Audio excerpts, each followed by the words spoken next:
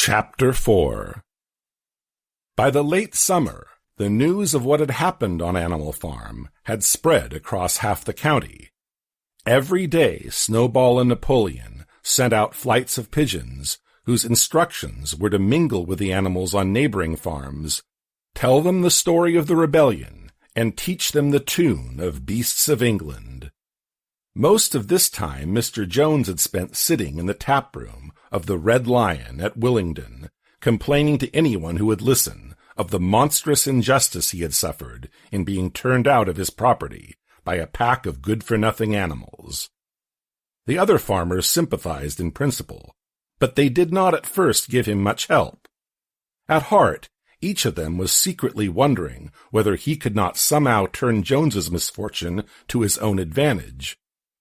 It was lucky that the owners of the two farms which adjoined Animal Farm were on permanently bad terms. One of them, which was named Foxwood, was a large, neglected, old-fashioned farm, much overgrown by woodland, with all its pastures worn out and its hedges in a disgraceful condition. Its owner, Mr. Pilkington, was an easy-going gentleman farmer who spent most of his time in fishing or hunting, according to the season. The other farm, which was called Pinchfield, was smaller and better kept. Its owner was a Mr. Frederick, a tough, shrewd man, perpetually involved in lawsuits and with a name for driving hard bargains.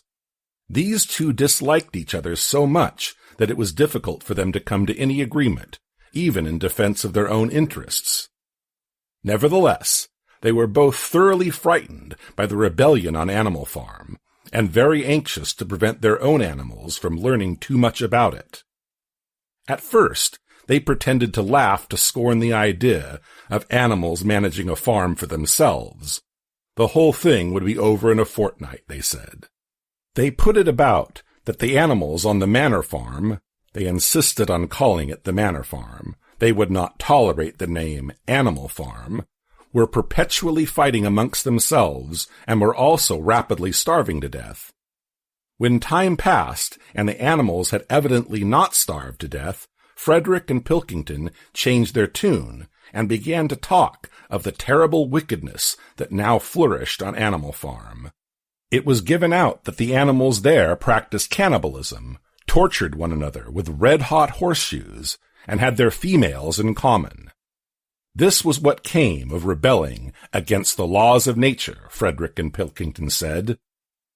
However, these stories were never fully believed. Rumors of a wonderful farm, where the human beings had been turned out and the animals managed their own affairs, continued to circulate in vague and distorted forms, and throughout that year a wave of rebelliousness ran through the countryside. Bulls which had always been tractable suddenly turned savage. Sheep broke down hedges and devoured the clover. Cows kicked the pail over. Hunters refused their fences and shot their riders on to the other side. Above all, the tune and even the words of Beasts of England were known everywhere. It had spread with astonishing speed. The human beings could not contain their rage when they heard this song, though they pretended to think it merely ridiculous. They could not understand, they said, how even animals could bring themselves to sing such contemptible rubbish.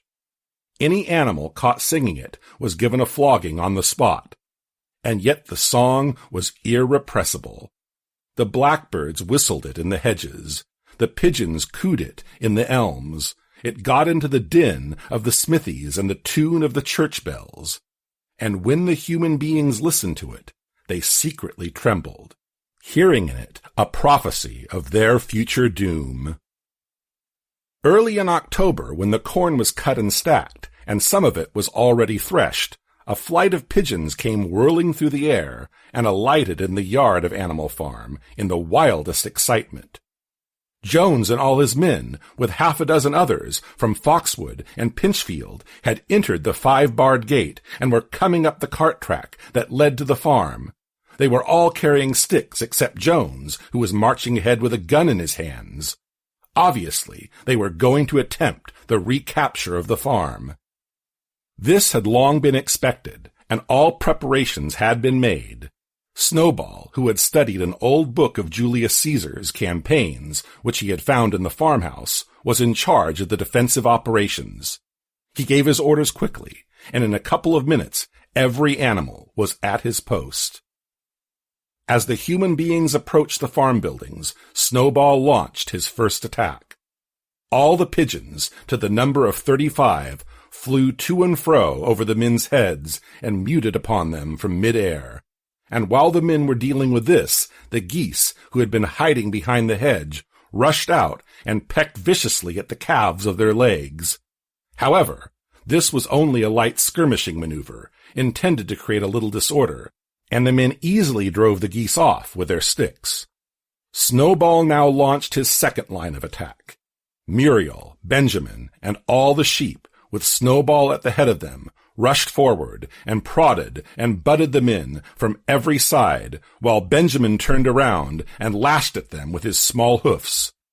But once again the men, with their sticks and their hobnailed boots, were too strong for them, and suddenly, at a squeal from Snowball, which was the signal for retreat, all the animals turned and fled through the gateway into the yard. The men gave a shout of triumph. They saw, as they imagined, their enemies in flight, and they rushed after them in disorder. This was just what Snowball had intended. As soon as they were well inside the yard, the 3 horses, the 3 cows, and the rest of the pigs, who had been lying in ambush in the cowshed, suddenly emerged in their rear, cutting them off. Snowball now gave the signal for the charge. He himself dashed straight for Jones. Jones saw him coming, raised his gun, and fired. The pellets scored bloody streaks along Snowball's back, and a sheep dropped dead. Without halting for an instant, Snowball flung his 15 stone against Jones's legs. Jones was hurled into a pile of dung, and his gun flew out of his hands. But the most terrifying spectacle of all was Boxer, rearing up on his hind legs and striking out with his great iron-shod hoofs like a stallion. His very first blow took a stable lad from Foxwood on the skull and stretched him lifeless in the mud. At the sight, several men dropped their sticks and tried to run. Panic overtook them, and the next moment all the animals together were chasing them round and round the yard. They were gored, kicked, bitten, trampled on. There was not an animal on the farm that did not take vengeance on them after his own fashion.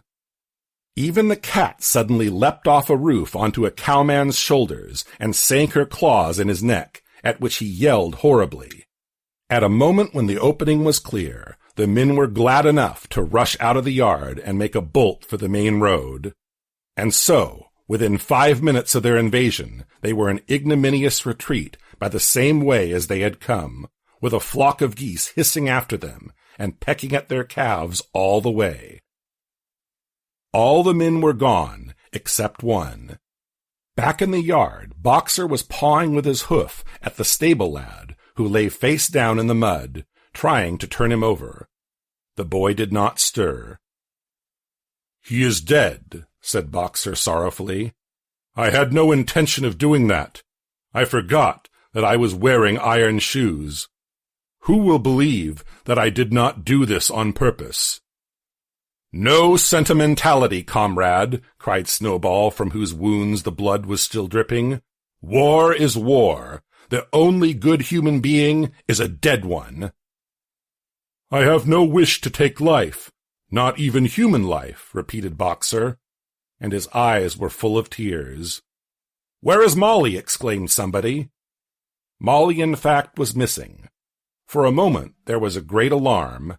It was feared that the men might have harmed her in some way, or even carried her off with them. In the end, however, she was found, hiding in her stall, with her head buried among the hay in the manger. She had taken to flight as soon as the gun went off. And when the others came back from looking for her, it was to find that the stable lad, who in fact was only stunned, had already recovered and made off. The animals had now reassembled in the wildest excitement, each recounting his own exploits in the battle at the top of his voice. An impromptu celebration of the victory was held immediately. The flag was run up, and Beasts of England was sung a number of times. Then the sheep who had been killed was given a solemn funeral, a hawthorn bush being planted on her grave. At the graveside, Snowball made a little speech, emphasizing the need for all animals to be ready to die for Animal Farm, if need be.